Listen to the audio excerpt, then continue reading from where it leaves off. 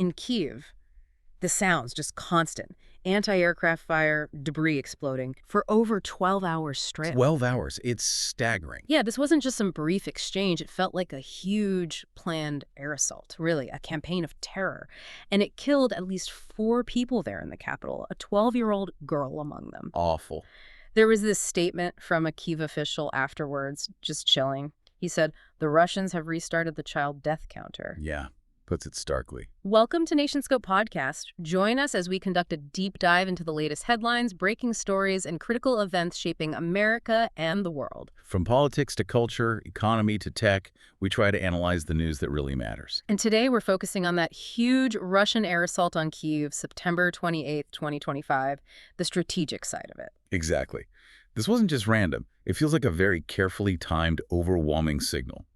To Ukraine, yes, but also to its Western partners. So our mission today. Let's unpack the sheer scale of it. The military tactics, which were pretty sophisticated. We need to understand the human cost, obviously, targeting civilians like that. And then connect it all to the bigger picture, the geopolitical fault lines, stretching right up to NATO's doorstep. Okay, let's get into that. The coordination seems key here.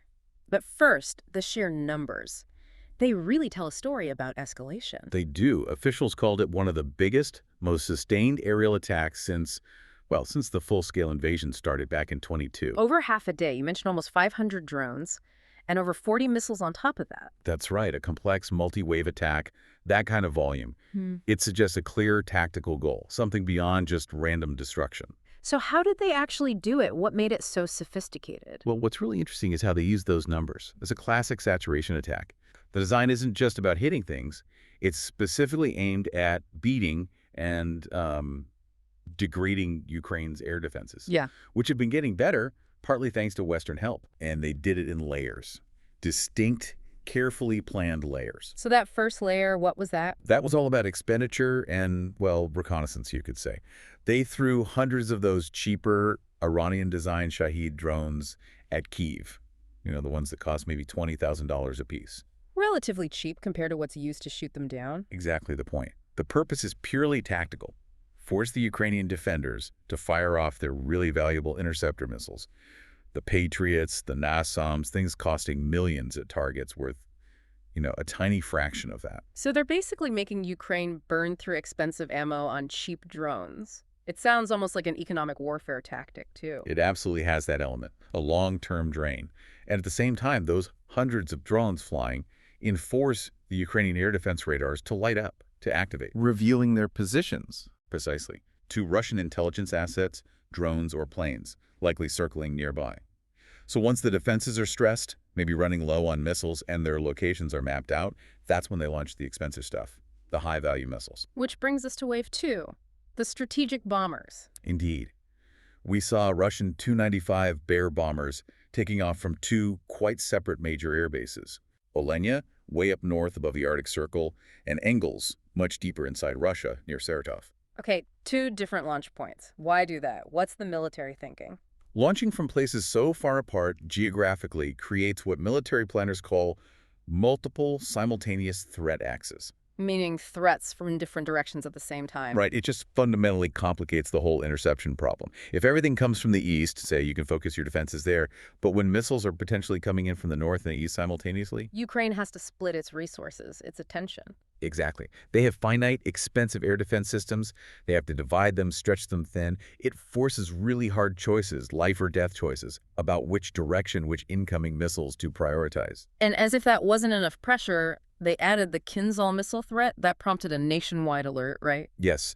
Deploying the Kh-47M2 Kinzhal, launched from those MiG-31K jets, the Foxhounds, that's like the ultimate terror weapon in this kind of assault mix. What makes the Kinzhal so dangerous? Speed. Speed is a huge factor. It travels at hypersonic speeds. We're talking Mach 5, maybe even up to Mach 10. Wow, 5 to 10 times the speed of sound. Yeah. So that gives defenders very little time to react. Minutes, sometimes less. And crucially, Kinzhals are aeroballistic. They can maneuver in their final approach to the target, making them harder to shoot down. Extraordinarily difficult for most current missile defense systems to track and intercept reliably. So when they launch those, the nationwide alert goes out immediately. It's an instant, countrywide psychological threat. using that level of sophisticated weaponry against civilian areas. That's what really defines this attack. It's easy to get caught up in the tech, the missiles, the planes. But let's shift focus to the impact on the ground, the targets. How does this calculated military stuff translate into, well, trauma for ordinary people? The destruction hit at least 6 districts, a medical facility, a kindergarten. That really gets to a core strategic question.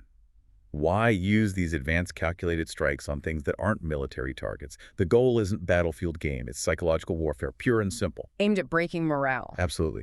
Eroding civilian morale, sending that awful message. Despite Western help, despite your own defenses, nowhere is actually safe. And the specific targets seem to confirm that. You mentioned a 5-story apartment building partly destroyed. And the deaths, including the young girl, it underlines the indiscriminate nature. And think about the sustained nature of it. 12 hours. Millions forced into the deep metro stations for shelter. People are spending hours a day down there now. You heard accounts from people. Yes, vivid ones. Like a woman at Kyiv's main train station, Erica. She just captured that sense of weary trauma, saying something like, "The sky has turned black again. It's happening a lot now." That phrase, "it's happening a lot now," that feeling of almost normalization of terror.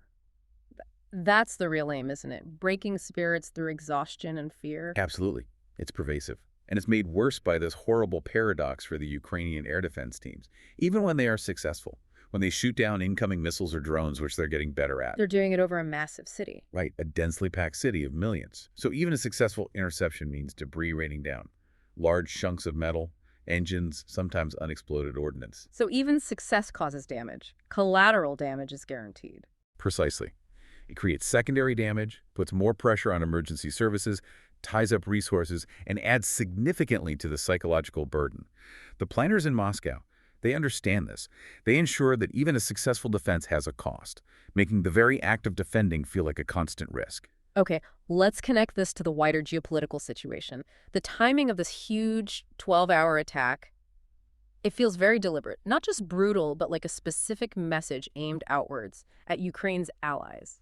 I think the timing is absolutely critical here. If you connect the dots, it looks like a direct, violent response, almost a rejection of diplomacy reacting to some specific good news for Kyiv. What specific developments were those? 2 big ones happened right before this assault. First, the U.S. announced that landmark $90 billion arms procurement deal. That signals long-term American commitment, way beyond just sending immediate aid packages. Telling Russia the U.S. is in this for the long haul. Pretty much. Doubling down on Ukraine's security, not just patching holes.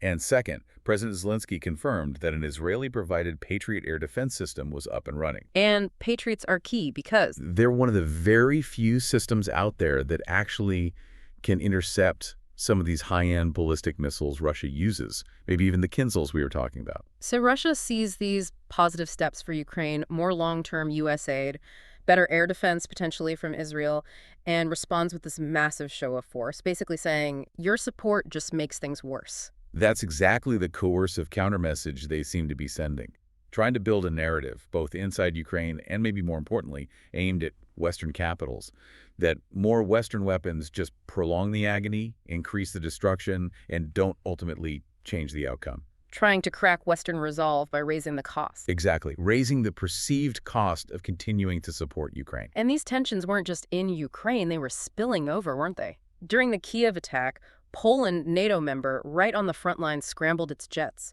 closed airspace near key logistics hubs. Yeah, that scrambling wasn't just routine. They specifically closed airspace near Lublin and, crucially, Rzeszów. Now, Rzeszów, that's the main entry point for almost all Western military aid going into Ukraine. It's the gateway. So, by flying missiles or drones near there, Russia is deliberately poking NATO, testing response times near that critical hub. It certainly looks like it. They're deliberately probing NATO's air defenses, seeing how they react. We've seen other provocations recently too, haven't we? Drone incursions, airspace violations over Estonia. Right. It feels like Russia is trying to strategically harass NATO's eastern flank, keep them on edge, force them to a costly reactive defense posture, testing the limits maybe of Article 5 solidarity, and showing the West that even as providing aid carries risks of escalation right near NATO territory. Okay, let's talk about the official responses afterwards, the war of words, because they really show the opposing strategies. Yeah, the narratives could not be more different. Kyiv, led by officials like Yermak, Foreign Minister Sibaha, The response was immediate defiance and a call for international action. Using the attack to rally support. Exactly. They immediately labeled it a war against civilians. Used the images of the destroyed kindergarten, the apartment building, to demand stronger Western sanctions, specifically pushing again for using those frozen Russian sovereign assets to pay for Ukraine's defense. Their goal: maximize global outrage, accelerate financial and military help. And Moscow's response? Strategic silence on the specifics, mixed with deflection. Russian officials: no comment on the attack that killed the child, destroyed the homes. Nothing. Nothing official about that. Instead, they immediately flipped the script for their audience at home and globally. How? By putting out counterclaims, saying that their forces had actually shot down 41 Ukrainian drones over Russia during the very same period. A classic deflection. We're the victims here. Textbook. And then you had Foreign Minister Lavrov at the UN giving this performance where he denied any Russian plans to attack Europe, while at the same time, aggressively blaming the West for everything. It's a multi-pronged approach. Deny, invert reality, and counteraccuse. So, pulling all this together, what does it signal for the near future? This whole deep dive seems to point towards a really grim outlook, potentially a major humanitarian crisis looming. This attack feels like a prelude. I think it absolutely is. This huge barrage looks like a clear statement of intent for Russia's winter strategy, weaponizing the cold. We have to look at the pattern since spring 2024. They've systematically shifted their targeting. How so? Earlier in the war, they often hit electrical substations, the local distribution points. Damaging, yes, but often repairable relatively quickly. Now, they're going after the big power generation facilities themselves, the power plants. Taking out the source of the power. Exactly. They've already destroyed an estimated 9 gigawatts of Ukraine's generation capacity. Just to put that in context, that's roughly half of what Ukraine needs during the peak cold of winter. Half the capacity gone just before winter hits. Yes. And you can't rebuild a major power plant in weeks or even months. It takes years. This looks like a deliberate strategy of infrastructural attrition. Designed to make life unbearable. Yeah. Essentially, yes. Especially in big cities like Kyiv, Kharkiv. Think about it. Millions live in high-rise apartments. They depend totally on electricity for elevators, for water pumps to get water to the upper floors, and crucially, for heating systems. To cut the power. And you cut the heat, you cut the water, you create conditions designed to force people to leave, to cause mass displacement, hoping to break the government's will through sheer human suffering. That September 28th attack was a brutal demonstration. We can hit your capital whenever we want, and winter is coming.